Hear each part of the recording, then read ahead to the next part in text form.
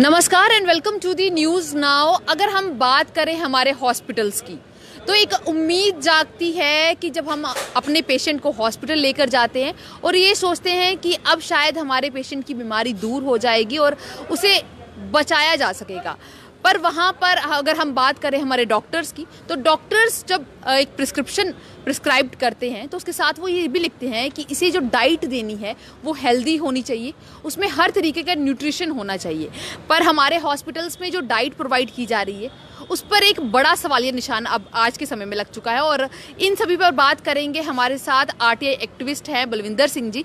बलविंदर जी से सबसे पहले मैं ये जानना चाहूँगी, बलविंदर जी, जो आपने एक आरटीआई फाइल की थी हॉस्पिटल्स के रिगार्डिंग कि यहाँ पर जो डाइट प्रोवाइड की जाती है उनकी क्या रेट है और डाइट में क्या क्या दिया जाता है, तो आप मुझे बताएंगे कि क्या क्या दिया जाता है और किस रेट पर दिया जाता है? देखिए, पिछले काफ़ी देर से मैं ये बातें सुन रहा था कि जम्मू के हॉस्पिटल्स में पहले लोगों को डाइट एग दिए जाते थे, सुबह 1 लीटर या आधा लीटर दूध दिया जाता था, लेकिन पिछले 5-6-7 सालों से ये बंद कर दिया गया।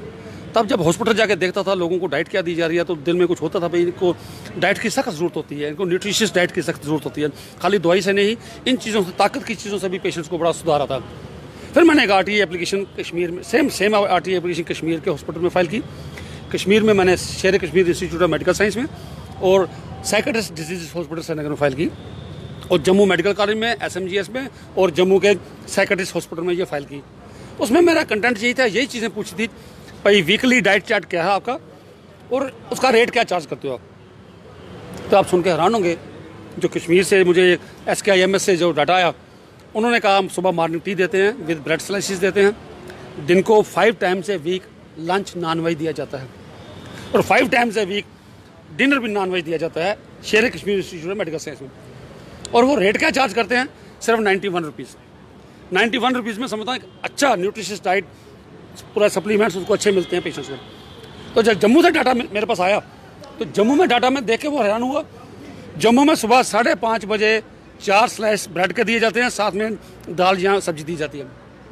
मैं समझ 5:30 बजे कोई भी बीमार आदमी। सबसे पहले तो बलविंदर, जो आपने ये मुझे डाइट का एक सबसे बड़ा बताया इसमें कि दाल के साथ ब्रेड या सब्जी के साथ ब्रेड, ये एक ऐसी चीज़ है कि अगर हम अपने घरों की बात करें तो घर में नहीं ये पेशेंट इंसान खा सकता है, नॉर्मल जो लाइफ में है, तो ये एक बीमार इंसान कैसे खा पाए? बिल्कुल, इसलिए मैं इस चीज़ को मेंशन कर रहा हूँ कि अगर हमें घर में, हमें वाइफ या हमें घर में बच्चे हमारे अगर ये प्रोसेस सुबह ब्रेकफास्ट में, वो भी 5:30 बजे आपको ब्रेड खानी है दाल के साथ या सब्जी के साथ। कोई एक अच्छा इंसान भी, हटा कटा तंदुरुस्त आदमी भी ये नहीं खाएगा। पेशेंट्स को 5:30 बजे डाइट दी जाती है।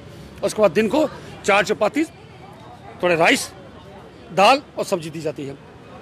जो डाइट चार्ट उनका कहता है वो हफ्ते में 2 बार पनीर दिया जाता है, न्यूट्री दी जाती है। लेकिन परसों हमारे पास वीडियोस पड़े हैं, रिकॉर्ड हमारे पास पड़ा है। पेशेंट्स ने कहा हमें एक बार पनीर देखा है 15-20 दिनों में, वो भी पनीर ढूंढना पड़ता था तरीके पर पनीर कहाँ पर है, जबकि पनीर का वेट मेंशन किया गया है, क्वांटिटी कितनी होनी चाहिए, 50 ग्राम अनकुक चीज़ होना चाहिए। तो ये डाइट जम्मू में हॉस्पिटल में दी जाती है। उसका रेट आप सुन के हैरान होंगे, वहाँ 91 में नॉनवेज डाइट दी जाती है, यहाँ पर 134 रुपीज़ में वेजिटेरियन डाइट दी जाती है।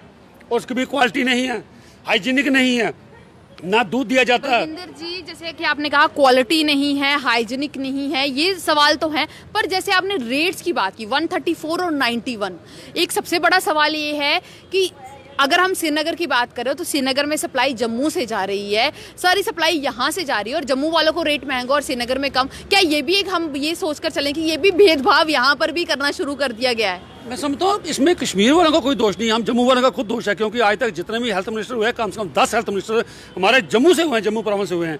ये चीज़ें सबकी नज़र में आती हैं, सुप्रीडेंट साहब की नज़र में आती हैं, एडमिनिस्ट्रेशन की नज़र में आती हैं।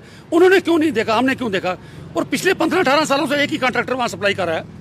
ये इतना बड़ा स्कैम मैं समझता हूँ। और एक चीज़ आपको और बड़ी हैरान मज़े वाली सुनाऊँ कि डॉक्टर्स यहाँ कोई डाइटिशियन नहीं है। हर पेशेंट जो हॉस्पिटल में एडमिट होता है, अगर कोई डायबिटिक है तो उसको कुछ चीज़ें पर्टिकुलर मना की जाती हैं कि आप चावल नहीं खाओगे, आप कार्बोहाइड्रेट्स या इस किस्म की कोई चीज़ें जो डायबिटिक पेशेंट को मना की जाती हैं। इसी तरह जो हाइपरटेंसिव पेशेंट है उसको सोडियम की मात्रा कम करने को, इंटेक कम करने को कहा जाता है। इसी तरह जिसकी इंटेस्टाइनल सर्जरी है उसको बिल्कुल खिचड़ी या साबूदाना कहने को दिया जाता है।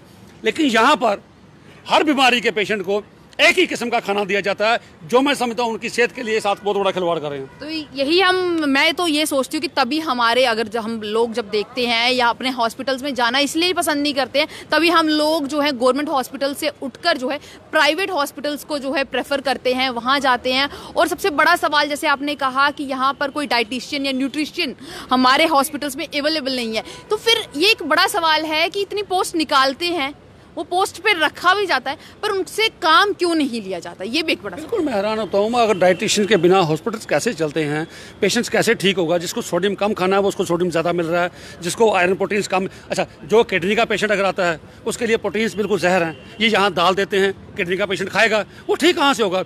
ना तो यहाँ पर जो मेडिसिन दी जाती है स्टैंडर्ड की मेडिसिन है, कई बार आपने पेपर में पढ़ा होगा सब स्टैंडर्ड्स की मेडिसिन पकड़ी गई, सैंपल फेल हो गए, मेडिसिन भी वैसी मिलेगी, खाना भी ऐसा मिलेगा, तो पेशेंट ठीक कहाँ से होगा। उसका तो मरना तय है यहाँ पर, उसका मैं समझता हूँ यहाँ सर्वाइवल ही नहीं है, हॉस्पिटल में कोई भी चीज़ में ठीक नहीं मिलेगी।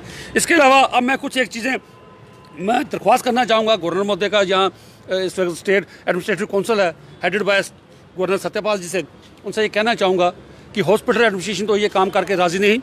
हमारा ये था कि हर वार्ड के अंदर पब्लिक की एंटाइटलमेंट क्या है, उसको खाना क्या मिलना चाहिए, वीकली डाइट चार्ट क्या है, कितना कितना अनकुक्ड कितने ग्राम होना चाहिए, क्वांटिटी कितनी होनी चाहिए, वो वहाँ डिस्प्ले होना चाहिए।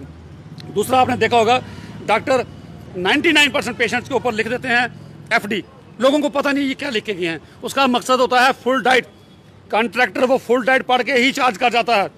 आप हॉस्पिटल में जाके पेशेंट्स को पूछिए, मोर देन 50% पेशेंट ऐसे होंगे जो डाइट नहीं लेते, कहते हैं ये खाना ठीक नहीं है, हमारी सेहत के लिए ठीक नहीं है, लेकिन उसका चार्ज किया जाता है। आज भी अगर क्राइम ब्रांच से इंक्वायरी की जाए, आप देखोगे कि 90% बेड का चार्ज किया जाता है। एक बात मैं और कहूँगा, मुझे इस चीज़ के लिए कोई हिचक नहीं कि हमारी रियासत हिंदुस्तान की सबसे मोस्ट करप्ट स्टेट है, जहाँ पर हर पोस्ट बिकती है, जहाँ पर प्रिंसिपल की पोस्ट बिकती है, जहाँ मेडिकल स्टूडेंट्स की पोस्ट बिकती हैं, और जो शख्स पैसा खर्च के अगर कहीं आएगा वो पेशेंट्स के भले के लिए नहीं सोचेगा, वो पहले अपना पैसा रिकवर करेगा, उसके बाद प्रॉफिट क्या आया वो कोशिश करेगा। सीधी सी बात अगर हम करें तो हमारे हॉस्पिटल्स में डाइट के नाम पर जो है मौत दी जा रही है, खाने के नाम पर जो है मौत परोसी जा रही है हमारे पेशेंट्स को, और कहीं ना कहीं इसकी जिम्मेदारी जहां पर हॉस्पिटल के डॉक्टर्स की, हॉस्पिटल एडमिनिस्ट्रेशन की होनी चाहिए, वो इसकी जिम्मेदारी नहीं उठा रहे हैं। तो अब आप क्या चाहते हैं कि किस तरीके से जो है ये जो पूरा एक सर्कल चल रहा है, क्योंकि जब लगातार हम अगर बात करें तो ये सर्कल पिछले कई सालों से चलता आ रहा है, इस पर किसी की रोक नहीं है, कोई इसे पूछने वाला नहीं है, सेम इसी तरीके से सब कुछ चलता आएगा और चलता रहेगा शायद जब तक इस पर कोई रोक नहीं। तो अब आप क्या चाहते हैं किस तरीके से एक्शन लिया जाना? मेरे एक दो सुझाव हैं, जब तक गवर्नर साहब कोई एक्शन नहीं लेते तब तक जहां पर आगे वो, एक तो इनके टेंडर में है बेड टू बेड डाइट देना, कई पेशेंट्स ऐसे हैं जो उठ के जा नहीं सकते डाइट लेने के लिए, जब उनके पास अटेंडर नहीं होता वो डाइट नहीं ले सकते। Bed to bed diet distribute करना, यहाँ जिस जगह के वार्ड में वो अपनी ट्राली खड़ी करते हैं डिस्ट्रीब्यूट करने के लिए, वहाँ CCTV कैमरे लगाए जाएँ। दूसरा, जब तक पेशेंट से ये सिग्नेचर नहीं कराते उस डाइट की पेमेंट कॉन्ट्रैक्टर को नहीं मिलनी चाहिए। तब पता चलेगा किस लोगों ने पेशेंट ने डाइट ली, उससे सीट लेनी चाहिए, फिर वो पेमेंट करें।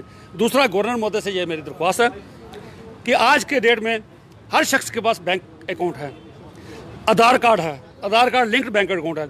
जब कोई पेशेंट हॉस्पिटल में एडमिट करते हैं उसको उससे जो 134 आप डाइट के पैसे चार्ज कॉन्ट्रैक्टर को देते हैं वो उसके अकाउंट में डाल दीजिए।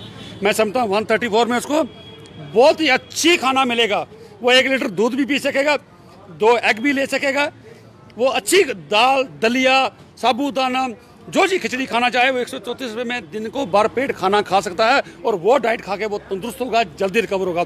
तो उसके बैंक अकाउंट में डाल दिया जाए, इससे सारी लीकेज बंद हो जाएगी, बिल्कुल ट्रांसपेरेंसी आएगी, आपका खर्चा कम हो जाएगा, तो लोगों को एक अच्छी डाइट मिलेगी। ये मेरी सजेशन है, मैं उम्मीद करता हूँ गवर्नर साहब से कोशिश करूँगा मिलने के भी कुछ सजेशन देने के लिए, ये चीज़ें होनी चाहिए।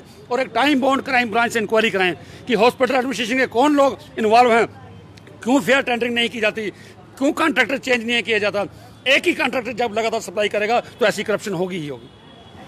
तो देखिए, हमने बलविंदर जी से बात की और इनका कहना है कि जिस तरीके से ये करप्शन ने हमारे, अगर हम बात करें जम्मू कश्मीर की जड़ों को खोखला कर दिया है, अब इसकी जो जड़ है वो हमारे हॉस्पिटल्स में भी पहुंच चुकी है। जी हाँ, जैसे हमने पहले भी आपको कहा कि जो हॉस्पिटल्स में डाइट या जो खाना परोसा जा रहा है उसके नाम पर मौत परोसी जा रही है। क्यों हम अपने पेशेंट्स की जान के साथ खिलवाड़ कर रहे हैं? तो हमें ज़रूरत है कि अवेयरनेस की। मैं ये चाहूँगी कि जो पेशेंट्स के साथ वहाँ पर अटेंडेंट अवेलेबल रहते हैं हॉस्पिटल्स में, वो भी अवेयर रहें कि उन्हें क्या डाइट मिल रही है, किस प्राइस पे मिल रही है और क्या वो डाइट उनके पेशेंट के लिए सही है या नहीं है। क्योंकि अवेयरनेस ही जो है इस सबसे बड़े जो कह सकते हैं ये दंदाली को रोक सकती है। और साथ ही साथ जैसे बलविंदर जी ने कहा कि वो चाहेंगे कि गवर्नर साहब जो हैं वो भी इस पर जो है सख्त से सख्त कार्रवाई करें और जो एक्शंस हैं वो लें। तो आप बने रहे न्यूज़ नाउ के साथ। बाकी अपडेट्स के लिए keep watching news now with your host Romi Kerni, कैंपरसन साहिल शर्मा के साथ।